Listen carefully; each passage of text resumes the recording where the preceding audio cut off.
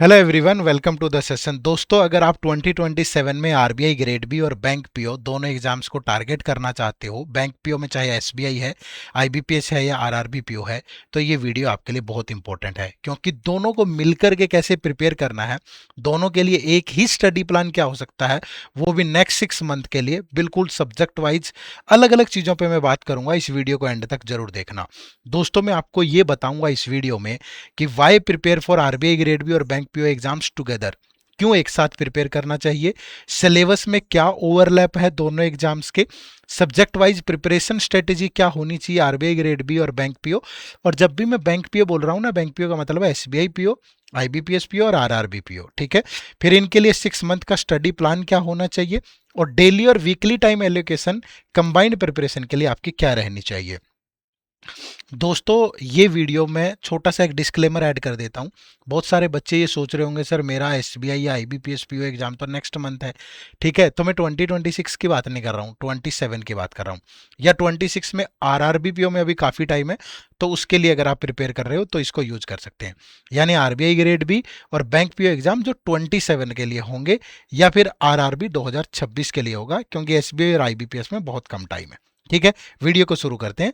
शुरू करने से पहले जो मेरी पहली रिक्वेस्ट रहेगी आप लोगों से, वो ये कि आपको सबसे पहले इनके प्रीवियस ईयर क्वेश्चंस का जरूर एनालिसिस करना चाहिए। चाहे वो आरबीआई ग्रेड भी है, चाहे एसबीआई पीओ है, आईबीपीएस पीओ है या आरआरबी पीओ है।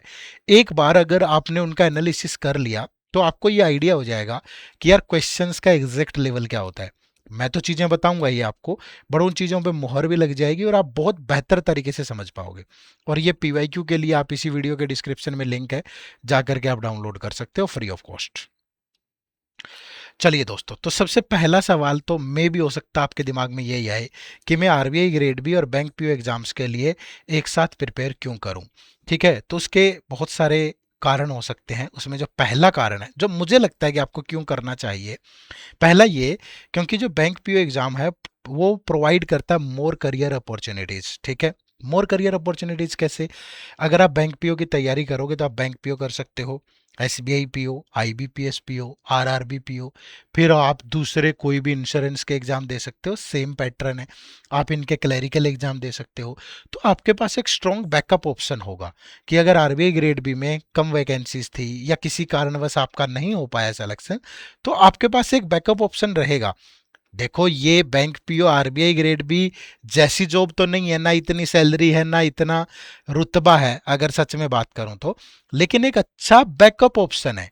अगर आपको वहां इन हैंड 1.5 लाख रुपया मिल रहा है, तो यहां भी आपको एसबीआई में इन हैंड आपको 80,000 मिल जाएगा। ठीक है, तो इसलिए एक स्ट्रॉन्ग बैकअप ऑप्शन है, आपको तैयार जरूर करना चाहिए। ठीक है। दूसरा, दोनों का कॉमन सिलेबस है। ये आपकी कंबाइंड प्रिपरेशन को आसान बनाता है। बहुत सारी सिमिलैरिटी है इनमें, क्या है आगे बात करेंगे। ठीक है, दोनों को अगर एक साथ सेव करोगे तो आपका बार बार रिपीटेड स्टडी प्लान नहीं बनाना पड़ेगा, तो टाइम भी बचेगा आपका। ठीक है, और one integrated study plan help reduce examination pressure. ये नहीं है कि अभी इसके लिए प्रिपेयर कर रहे थे फिर एकदम से दूसरे एग्जाम में कूदना, नहीं। अगर एक इंटीग्रेटेड प्लान लेके चलोगे तो दोनों की तरफ स्विच करना बहुत आसान होगा। ठीक है, कि आरबीआई ग्रेड भी होके अभी हटा है, नहीं हुआ तो एकदम से आपको एसबीआई, आईबीपीएस, आरआरबी या इंश्योरेंस एग्जाम में स्विच करने में प्रॉब्लम नहीं आएगी। ठीक है, और एक बात और बताऊं, सबसे बड़ा फायदा क्या होगा, दोनों ही एग्जाम्स को आईबीपीएस कंडक्ट करता है, तो प्रिपेयर करना आसान है, क्योंकि उसका जो क्वेश्चन पूछने का लहजा है, जो चीजें वो करता है, वो बहुत सारी सिमिलैरिटी है। ठीक है जी, तो आपको जरूर प्रिपेयर करना चाहिए दोनों के लिए। अब करना कैसे, आगे बात करेंगे। तो सबसे पहली चीज, syllabus overlap between RBI grade B and bank PO. फिर से मैं रिपीट कर रहा हूं, बैंक पीओ का मतलब यहां एसबीआई भी है, आईबीपीएस भी है, आरआरबी भी है, और इसके अलावा फिर क्लर्क वगैरह, इंश्योरेंस, ये तो हो ही जाएंगे। ठीक है, तो मैं सिर्फ आरबीआई ग्रेड बी और ये बैंक पीओ उठा रहा हूं यहाँ। तो क्या सिलेबस ओवरलैप है, देखो, क्वांट जो है वो बैंक पीओ में भी आता है, आरबीआई में भी आता है, तो क्या कॉमन है? बिल्कुल कॉमन है। रीजनिंग एबिलिटी बैंक पीओ में भी आता है, आरबीआई ग्रेड बी में भी आता है, क्या कॉमन है? बिल्कुल कॉमन है। इंग्लिश लैंग्वेज बैंक पीओ में भी आता है, आरबीआई ग्रेड में भी आता है, क्या कॉमन है? बिल्कुल कॉमन है।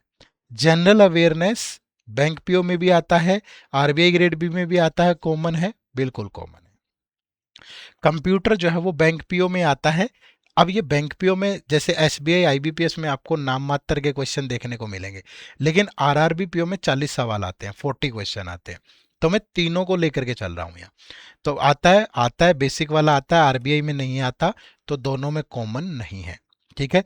फिर डाटा एनालिसिस एंड इंटरप्रिटेशन, आप वो सोचोगे कि सर यहाँ क्वांट लिख दिया था तो यहाँ डीआई क्यों लिखा? क्योंकि बैंक पीओ मेंस के अंदर जो होता है वहां पे इस सेक्शन का नाम क्वांट के बजाय डाटा एनालिसिस एंड इंटरप्रिटेशन है। आरबीआई में ये दोनों कॉमन ही है। ठीक है भाई। तो क्या ये कॉमन है दोनों में? बिल्कुल कॉमन है। ठीक है। फिर economic and social issue ESI bank PO में नहीं आता, आरबीआई में आता है, तो बिल्कुल कॉमन है। ठीक है। Finance and management bank PO में नहीं आता, आरबीआई में आता है, तो सॉरी मैं पहले गलत बोल गया, क्या दोनों में कॉमन है? तो कॉमन नहीं है, ईएसआई कॉमन नहीं है। फाइनेंस एंड मैनेजमेंट सिर्फ आरबीआई में आता है, तो कॉमन है नहीं है। ठीक है। हाँ, ईएसआई अगर किसी का अच्छा है तो बैंक में उसे बहुत सारी हेल्प मिलेगी भाई, क्योंकि यहाँ जीए में बहुत सारे क्वेश्चन आते हैं स्टैटिक टाइप के। फिर डिस्क्रिप्टिव इंग्लिश की बात करें तो डिस्क्रिप्टिव इंग्लिश बैंक पीओ में आता है, आरबीआई में आता है, कॉमन है तो बिल्कुल है। ठीक है। तो ये तो हो गया कि क्या चीज़ें कॉमन है। तो ईएसआई एफएम को और बेसिक कंप्यूटर को छोड़ दें तो सारे कॉमन है लगभग। ठीक है। बट आप बोलोगे कि सर मेंस में तो, सॉरी फेज 2 में तो आरबीआई के ईएसआई एफएम ही आता है, तो उनको भी कैसे प्रिपेयर करना है सबको बताऊंगा। ठीक है। लास्ट तक देखना बस आप वीडियो को। चलिए, उसके बाद अब सब्जेक्ट वाइज प्रिपरेशन स्ट्रेटेजी क्या होनी चाहिए आरबीआई ग्रेड बी और बैंक पीओ के लिए। मेरी छोटी सी रिक्वेस्ट है, वीडियो थोड़ी लंबी जाएगी, एंड तक देखना। ठीक है। क्योंकि फिर आधी अधूरी इन्फॉर्मेशन मैं नहीं शेयर करना चाहता, अच्छे से बताना चाहता हूँ। ठीक है जी। तो सबसे पहले जो कॉमन सब्जेक्ट है उनको जानते हैं, फिर जो कॉमन नहीं है उनको जानते हैं। जैसे क्वांट, रीजनिंग इंग्लिश, जीए, डीआई और डिस्क्रिप्टिव इंग्लिश। डीआई तो मैं यहीं बता दूंगा। ठीक है। तो ये पहले जो 5 सब्जेक्ट हैं इनके बारे में जानते हैं कि इनको एक साथ कैसे प्रिपेयर करना है, और मैं एक एक कंपैरिजन दूंगा, आरबीआई के लिए क्या करना है, बैंक के लिए क्या करना है। ठीक है। तो सबसे पहले बात कर रहे हैं क्वांटिटेटिव एप्टीट्यूड की। ठीक है। अब क्वांटिटेटिव एप्टीट्यूड चाहे आप बैंक की बात कर लो चाहे आप आरबीआई की बात कर लो। ठीक है। अब क्वेश्चन पूछने का तरीका अलग अलग है। बैंक में दोनों में आता है, प्रीलिम्स एग्जाम में भी आता है, मेंस में भी आता है। ठीक है। और जो आरबीआई में है ये सिर्फ फेज 1 में आता है क्वांट। ठीक है। आरबीआई में फेज 1 में आता है 30 क्वेश्चन, और बैंक में प्री में कहीं 35 भी होते हैं, कहीं 30 भी होते हैं, और कहीं 40 क्वेश्चन भी होते हैं प्री में। जैसे आरआरबी पीओ में क्वांट के 40 क्वेश्चन होते हैं प्री में, आईबीपीएस में 35 होते हैं, एसबीआई में 30 होते हैं। ठीक है। मेंस में भी फिर अलग अलग होते हैं, बट आरबीआई के फेज 1 में भी आता है 30 क्वेश्चन सिर्फ। ठीक है।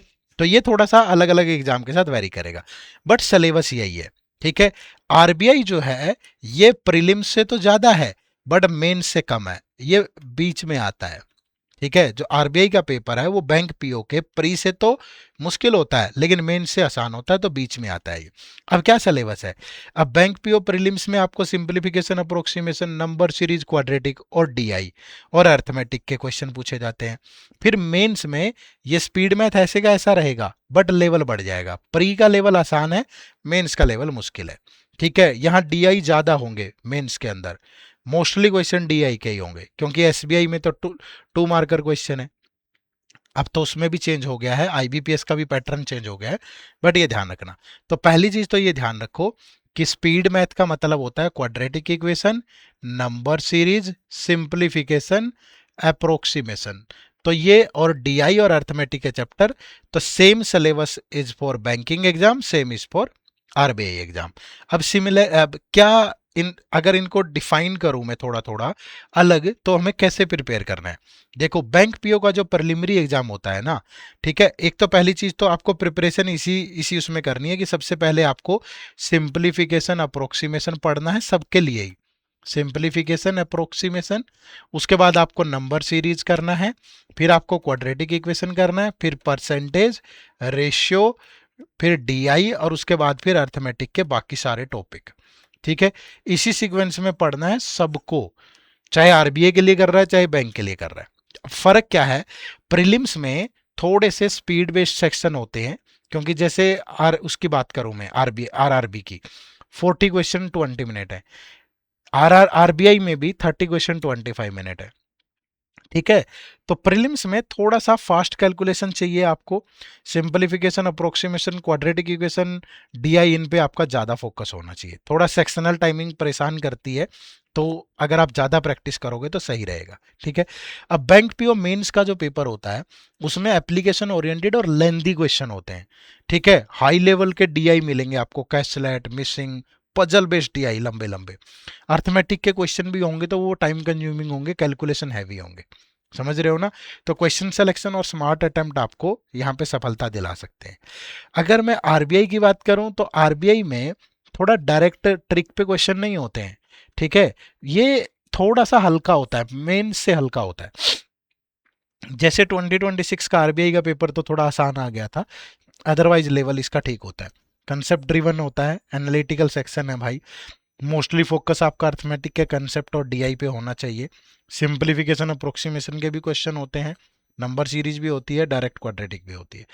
करना प्रिपेयर इसी सीक्वेंस में है, और आपको दोनों के लिए करना है तो कंसेप्ट आपका बहुत अच्छा होना चाहिए। ठीक है। चलो, उसके बाद रीजनिंग की बात करें तो रीजनिंग में ये आपका पूरा सिलेबस है। ठीक है। मिसलेनियस, मिसलेनियस में आता है alpha numeric series, coding decoding, syllogism, inequality, direction, blood relation, ranking and order. ये मिसलेनियस है आपका। ठीक है। फिर दूसरा part puzzle and seating arrangement, तीसरा part critical reasoning. Critical reasoning में ये वाले चैप्टर आते हैं, statement, course of action, assumption, ये वाला। अब जो आरबीआई है, आरबीआई में इन दोनों को मिला के सवाल पूछे जाते हैं। अगर आप आरबीआई के लिए प्रिपेयर कर रहे हो तो इसको ध्यान में रख के प्रिपेयर करना है आपको। ठीक है।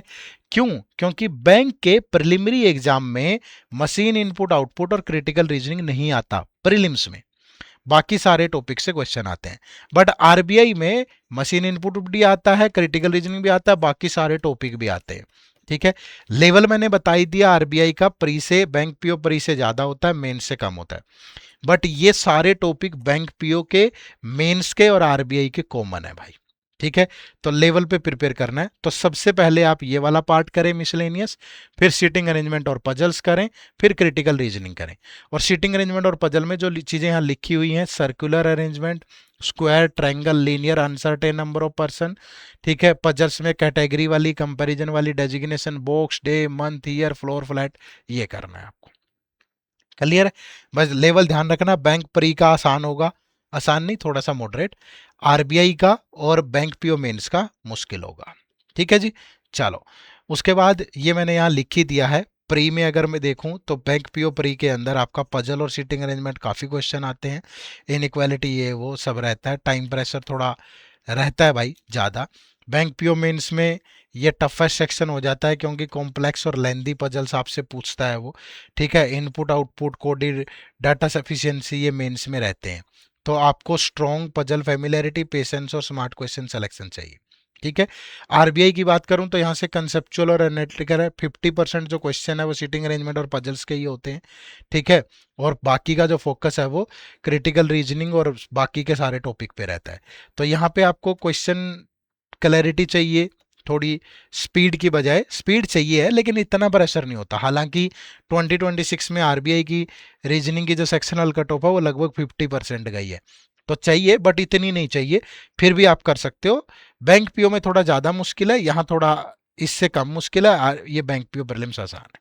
ठीक है जी।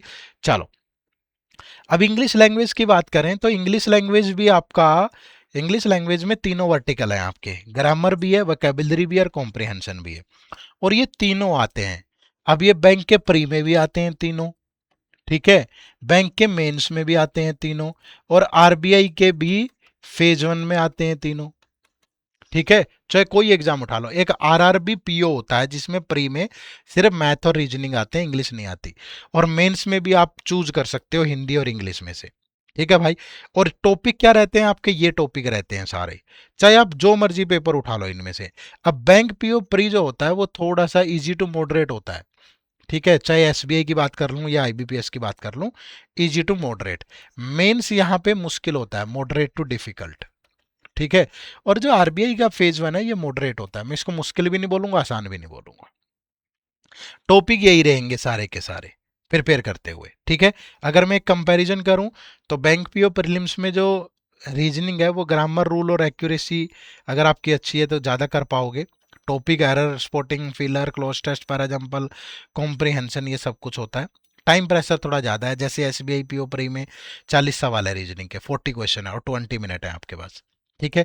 मेंस में फिर लंबे लंबे आरसीज इन्फ्रेंस बेस्ड आपको चीज़ें ज़्यादा रखेंगी।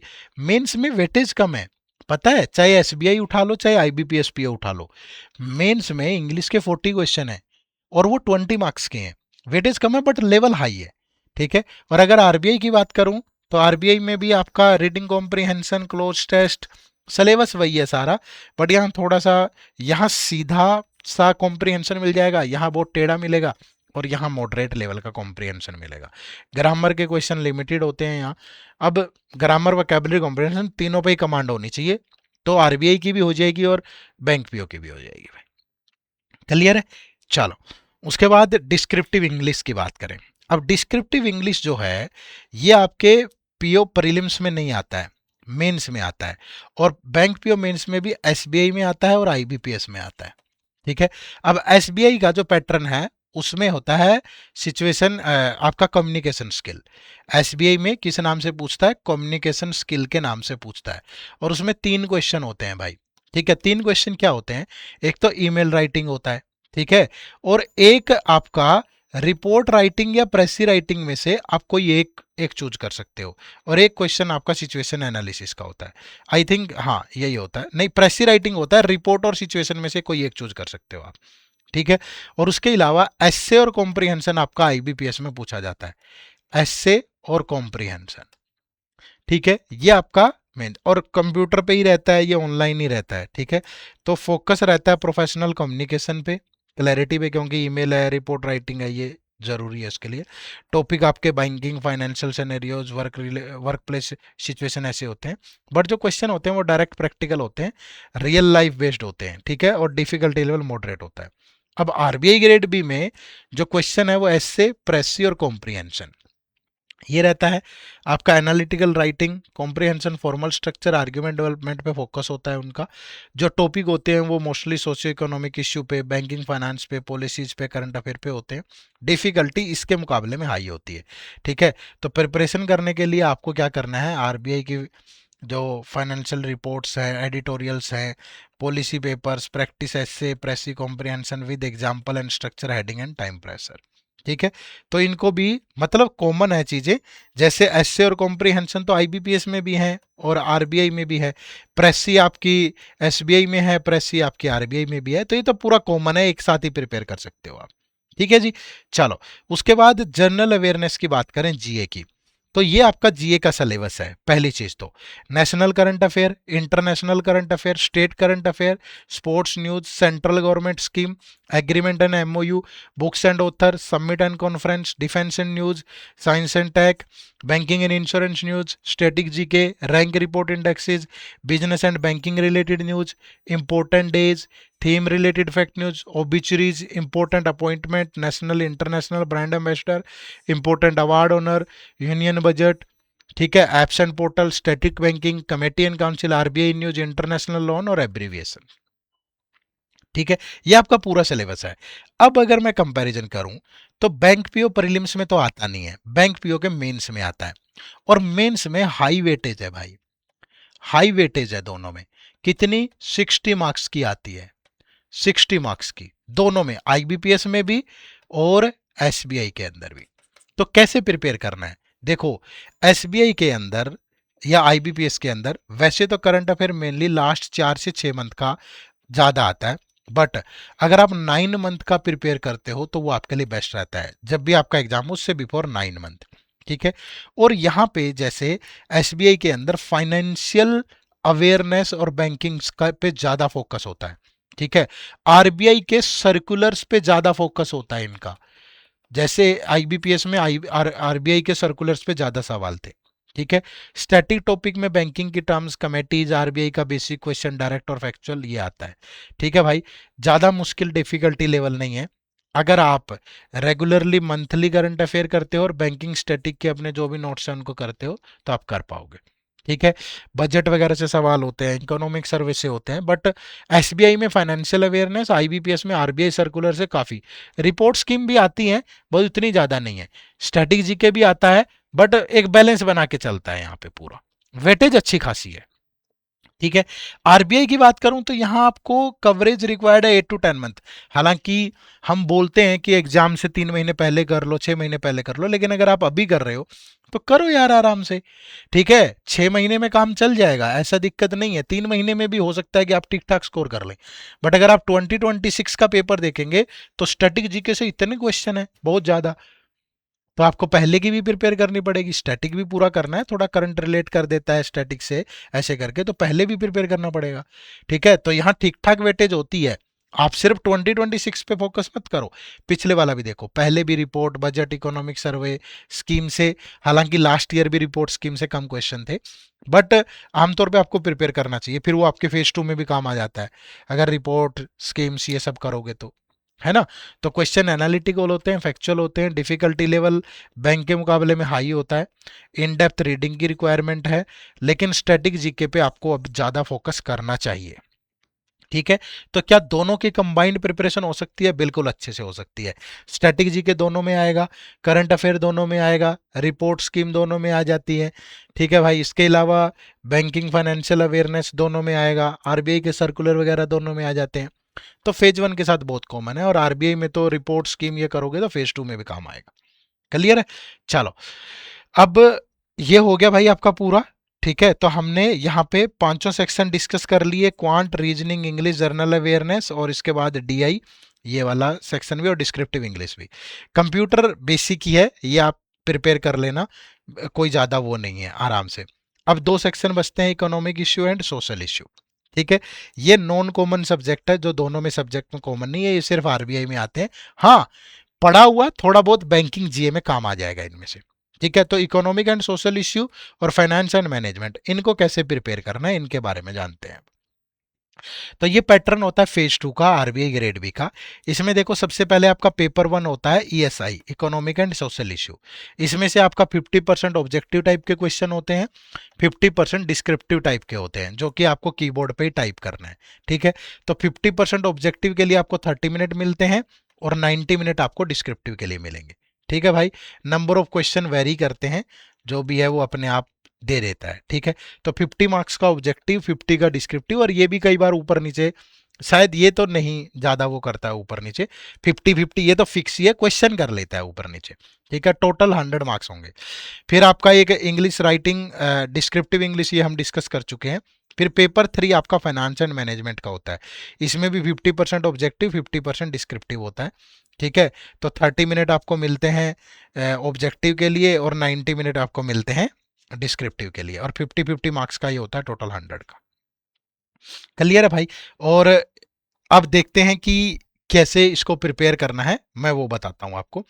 तो ये आपका प्लान है, देखो सबसे पहले तो, कि हाईएस्ट जो स्कोरिंग पेपर है फेज 2 में वो एफएम है। पहली बात तो ये ध्यान रखिए, लोग अगर ठीक ठाक तैयारी करके जाएं तो 75 से 85 स्कोर कर लेते हैं आउट ऑफ 100।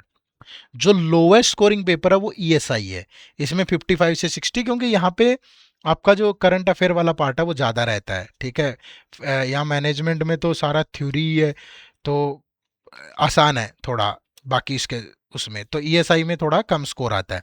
फिर डिस्क्रिप्टिव इंग्लिश एक मैक्सिमम रिटर्न है, जो कम टाइम में भी आपको दे देता है। ठीक है, तो एक तो ये हो गया चीज़। उसके बाद अब कैसे प्रिपेयर करना है, जैसे सबसे पहले ईएसआई की बात करें, तो ईएसआई में 50 मार्क्स का ऑब्जेक्टिव है, 50 मार्क्स का डिस्क्रिप्टिव है।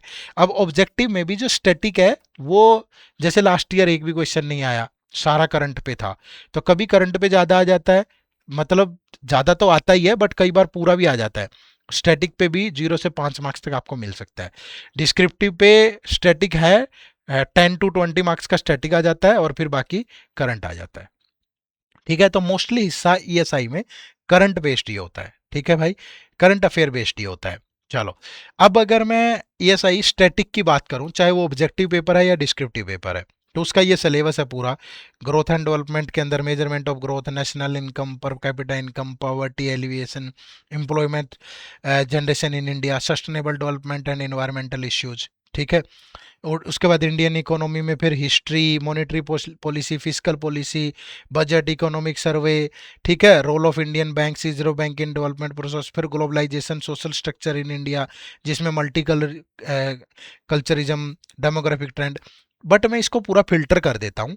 तो ईएसआई में जो स्टैटिक में आपको इंपॉर्टेंट टॉपिक प्रिपेयर करने हैं, उसमें सबसे पहला इन्फ्लेशन, फिर balance of payment, monetary policy, fiscal policy, measurement of growth, sustainable development and environmental issues, international economic institutions. ठीक है, इसको भी प्रिपेयर करोगे तो ये भी आपके लिए सफिशियंट होगा। तो इतने टॉपिक आप प्रिपेयर कर लें।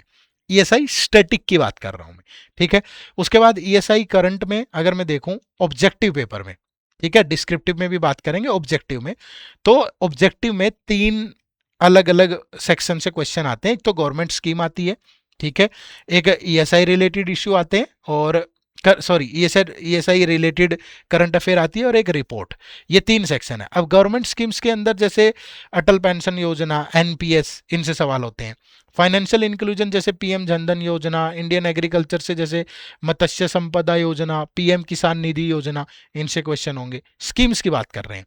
फिर एम्प्लॉयमेंट जनरेशन जैसे नेशनल अप्रेंटिस वगैरह, social issue catering to health जैसे भारतीय जन आयु औषधि परियोजना, विमेन और गर्ल के लिए बेटी बचाओ बेटी पढ़ाओ हो गया, स्वधर हो गया, एजुकेशन से रिलेटेड पोस्ट मैट्रिक स्कॉलरशिप्स, ये जस्ट एग्जांपल के तौर पे है। अदर एरिया से भी आ जाती है, जैसे सोशल जस्टिस से, अर्बनाइजेशन से, माइग्रेशन, पॉवर्टी एलिवेशन, एनवायरनमेंट, कोई सिलेंडर फ्री दे रहे हैं तो कोई और सुकन्या समृद्धि हो गया, या किसी भी तरह की गवर्नमेंट की जो स्कीम है वहां से क्वेश्चन होते हैं। ठीक है, ESI related current affair from economic and social issue related topic in the syllabus, much regional economic cooperation, international economic institution जितने भी हैं, चाहे आपका वर्ल्ड बैंक है, ठीक है, आईएमएफ है, ठीक है, एशियन डेवलपमेंट बैंक है, इन सब से रिलेटेड, और मॉनिटरी पॉलिसी में आरबीआई जो भी चेंज करता है या कुछ और होता है, ठीक है, तो वो सारा हो गया।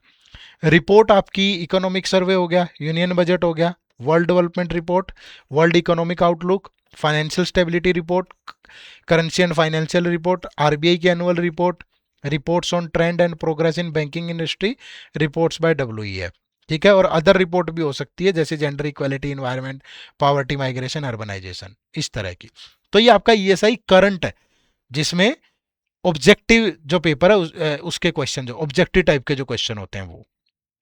ठीक है, उसके बाद डिस्क्रिप्टिव के लिए आपको रिपोर्ट और एडिटोरियल जरूरी है। ठीक है, रिपोर्ट जैसे economic survey, union budget, world development report, world economic outlook, financial stability report, currency and finance report, RBI की annual report, reports on trend and progress in banking industry, किसी भी तरह की हो वो। ठीक है, other report related to phase 2 का जो भी सिलेबस आपका, जैसे gender equality, environment, poverty, migration, urbanisation, तो मोस्टली डिस्क्रिप्टिव क्वेश्चन आपके यहीं से होते हैं। ईएसआई करंट की बात कर रहा हूं मैं। और एडिटोरियल आपको पढ़ना चाहिए, क्योंकि बहुत दफा जो एडिटोरियल्स होते हैं उन पे बेस्ड क्वेश्चन भी होते हैं। ठीक है, एडिटोरियल में कुछ कोई मुद्दा डिस्कस किया गया, और कोई रिपोर्ट, कुछ किसी भी तरह की चीजें डिस्कस की गई, और उस पर डायरेक्टली उसने डिस्क्रिप्टिव पूछ लिया। तो द हिंदू को आप जरूर रेगुलरली फॉलो कर लें।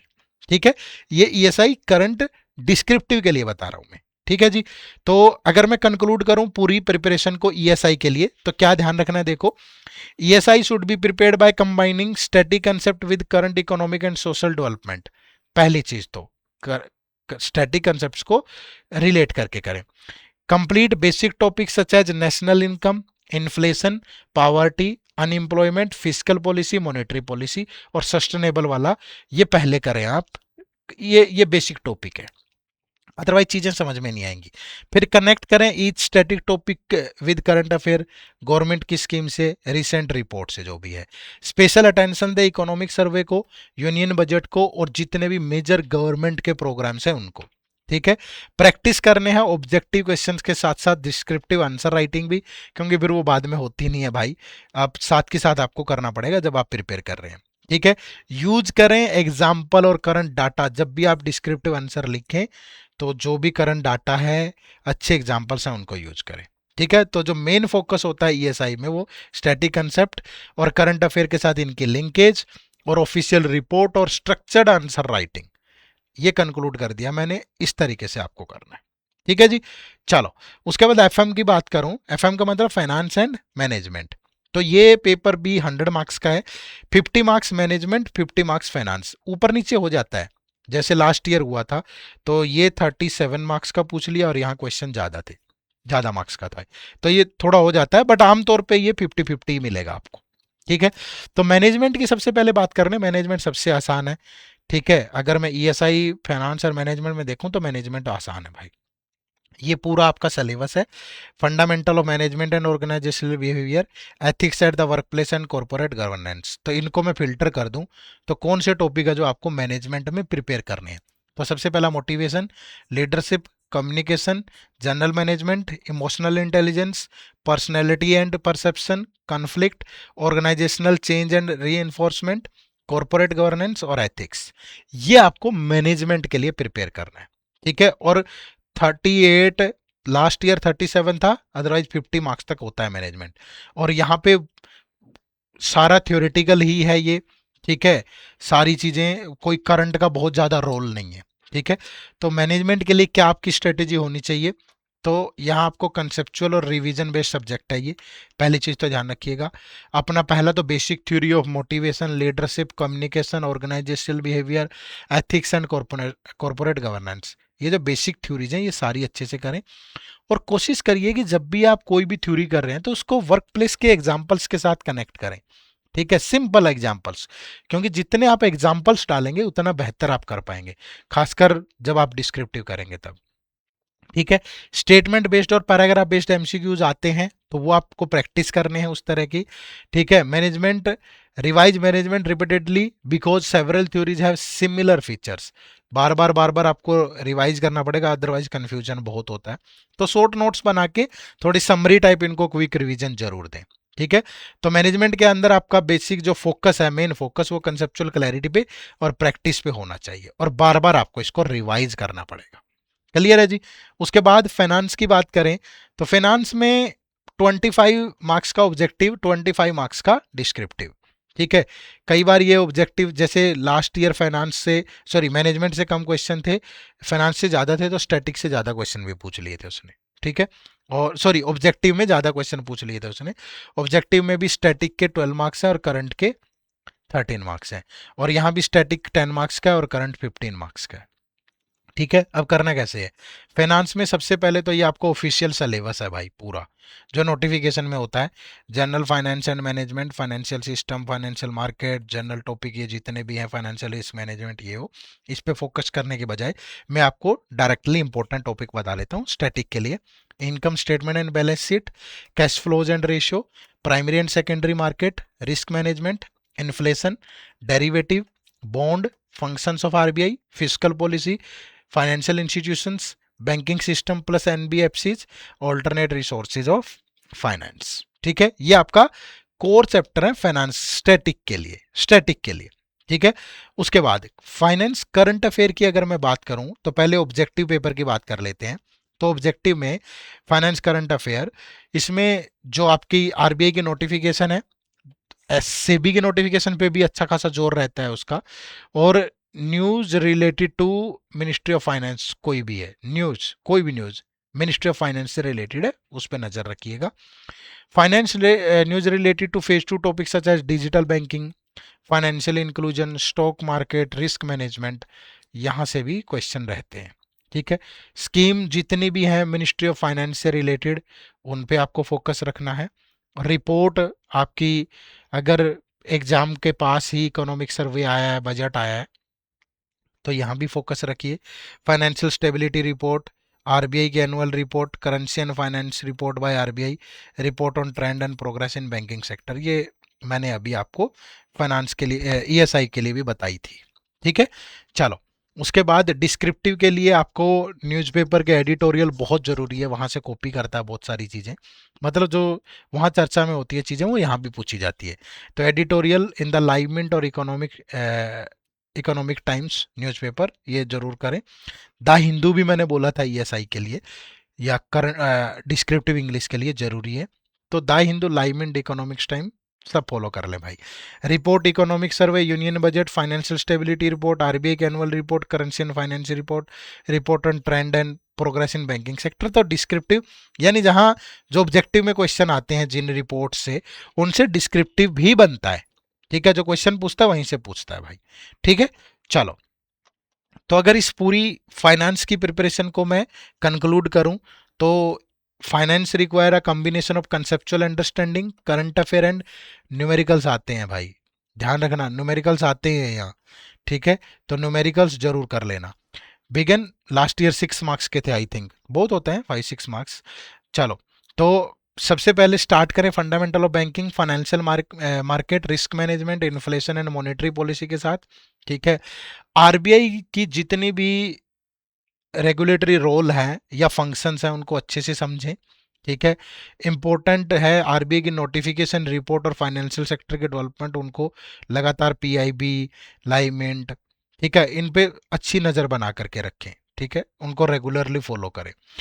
न्यूमेरिकल जरूर प्रैक्टिस करें, जो कि bonds, financial ratio, risk and return, derivative और टाइम वैल्यू ऑफ मनी, इन पे जरूर न्यूमेरिकल कर लें, आते हैं। ठीक है, सेपरेट एक फॉर्मूला नोटबुक भी बना लें ताकि रेगुलरली आप उनको रिवाइज कर पाएँ। ठीक है, तो आपको कंसेप्चुअली भी प्रैक्टिस करना है, स्टेटमेंट बेस्ड भी और न्यूमेरिकल्स भी। ठीक है, और डिस्क्रिप्टिव टॉपिक प्रिपेयर करने हैं आपको, digital banking, financial inclusion, fintech, banking reform and financial stability, तो रिपोर्ट से भी और यहाँ से भी। ठीक है, तो अगर कंक्लूड करें पूरा तो मेन फोकस होता है conceptual clarity, RBI related development, numerical accuracy and practical application. ठीक है, तो ऐसे करके आपको फाइनेंस को प्रिपेयर करना है। ठीक है जी, चलिए। तो ये था सब्जेक्ट वाइज स्ट्रेटेजी जो कि हमने हर एक सब्जेक्ट के लिए डिस्कस किया है भाई। इंपॉर्टेंट टॉपिक भी बता दिया, क्या क्या प्रिपेयर करना है वो भी बता दिया। ठीक है, कहाँ से प्रिपेयर करना है वो भी बताऊंगा। अब नेक्स्ट है कि अगले 6 महीने के लिए मेरा स्टडी प्लान क्या होना चाहिए। ठीक है, आरबीआई ग्रेड बी और बैंक पीओ के लिए। ठीक है, तो यहाँ पे मैंने आपके पूरे डे को 3 पार्ट में डिवाइड किया है।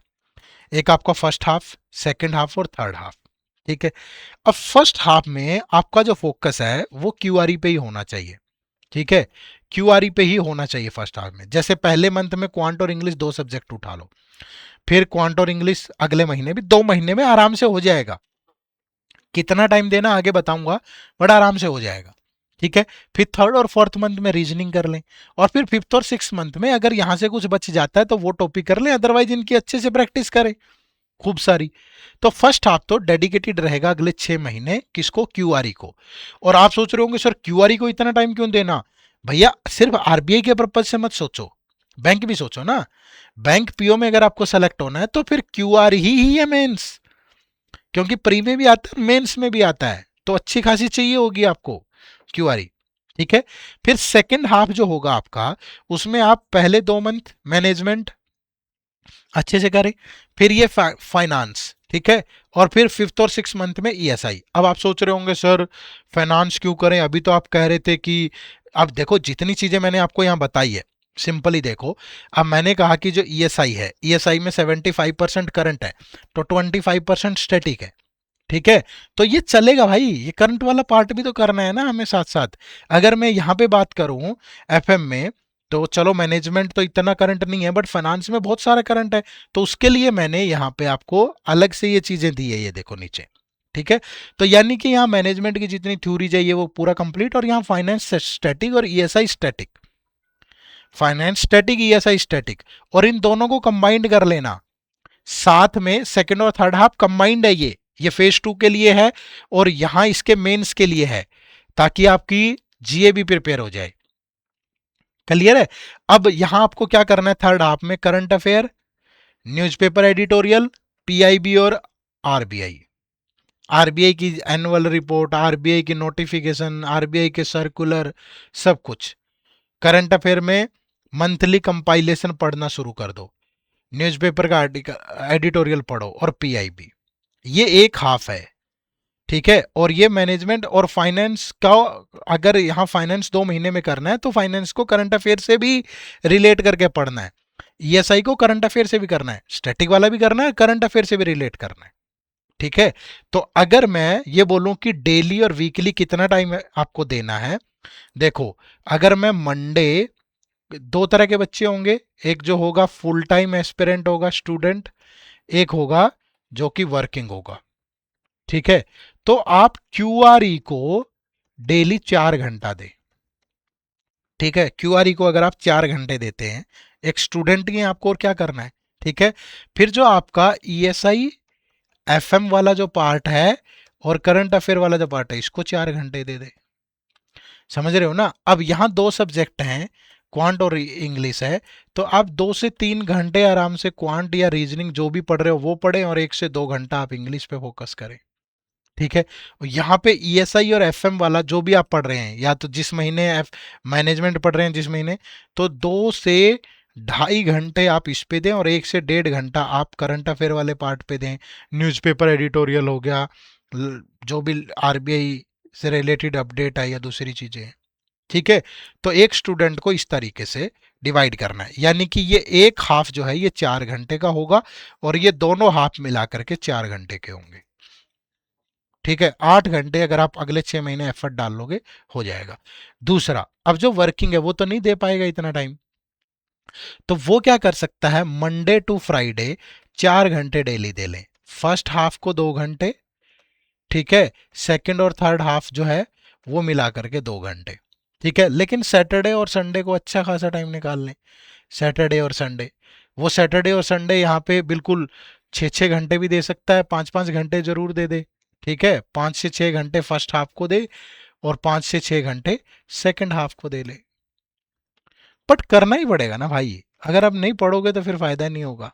ठीक है, अगर आप ये सोच रहे हो कि मैं डेली 1 घंटा पढ़ लूं अगले 6 महीने और मेरा हो जाएगा, तो आप किसी जादू की तलाश में हैं, और मैं तो, मेरे पास तो, I am not a magician. ठीक है, जादू नहीं है, पढ़ना तो पड़ेगा ही। करना कैसे है ये बता दिया है डिटेल में। ठीक है, हाँ, कर कहां से सकते हैं कि सर ये सारी चीजें एक साथ कहां मिलेंगी, वो यहां मिल जाएंगी। ये हमारा आरबीआई ग्रेड ए बी और बैंक एग्जाम का महापैक कोर्स है भाई। अब कोई ये सोच रहा हो कि सर मेरे पास ऑलरेडी आरबीआई का तो आपका गोल्ड कोर्स है, तो फिर वो साथ में ये भी ले ले, बैंक वाला भी। अगर ऑलरेडी ऑलरेडी आपके पास हमारा आरबीआई का गोल्ड या सिल्वर पैक है, तो आपको ये वाला कोर्स लेना है। लेकिन जिस बच्चे के पास हमारा कोई कोर्स नहीं है और वो अभी बैंक और आरबीआई दोनों को प्रिपेयर करना चाहे, तो वो इस RBI grade B plus bank महापैक में जाए। क्या करना है, इसी वीडियो के डिस्क्रिप्शन में लिंक है इस कोर्स का, या मैं आपको गूगल पे लेके चलता हूँ। ठीक है, गूगल पे चलें। गूगल पे जब आप जाते हो, edutap.in टाइप करें सिंपली, ये हमारी वेबसाइट ओपन हो गई है। कोर्सेज में जाना है और ये बैंकिंग कोर्स पे जाना है आपको। ठीक है, यहाँ पे जब आप आओगे तो ये कॉम्बो पे क्लिक करोगे, ये आपका आरबीआई प्लस बैंक का महापैक कोर्स है भाई। ठीक है, आरबीआई प्लस बैंक। अब यहाँ नो मोर पे जाके इसके बारे में जान लेना बहुत अच्छे से। क्या जानना है कि क्या क्या मिलेगा, क्वांट बैंकिंग के लिए भी, रीजनिंग बैंकिंग के लिए भी, general awareness banking, English banking, descriptive English banking, computer banking. Quant फिर आरबीआई के लिए अलग से, हालांकि इसी का पार्ट होगा, बट फर्क होगा दोनों में थोड़ा बहुत, 5 से 10%। फिर रीजनिंग आरबीआई के लिए, जीए आरबीआई के लिए अलग, इंग्लिश लैंग्वेज आरबीआई के लिए अलग, डिस्क्रिप्टिव आरबीआई के लिए अलग, ईएसआई एफएम कंप्लीट। तो मतलब कोई ऐसी चीज नहीं है जो दोनों के लिए चाहिए प्रिपेयर करने के लिए और वो इस कोर्स में ना हो, तो बहुत अच्छे से कर सकते हो आप। तो डेमो वेमो भी लगा लें, ये आराम से ये डेमो लेक्चर दिए गए हैं, और 75% के डिस्काउंट का लाभ उठाएं और इसमें आप इनरोल करें।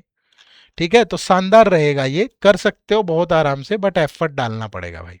ठीक है, वीडियो के नीचे कमेंट करके जरूर बताना कि ये वीडियो आपको कैसी लगी।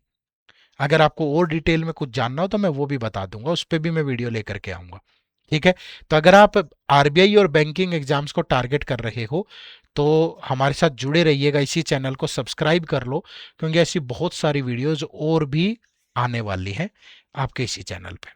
ठीक है, लाइक शेयर जरूर करिए और कमेंट करके जरूर बताइएगा वीडियो कैसे लगी। आप सबका बहुत बहुत शुक्रिया, थैंक यू वेरी मच। जय हिंद, जय भारत।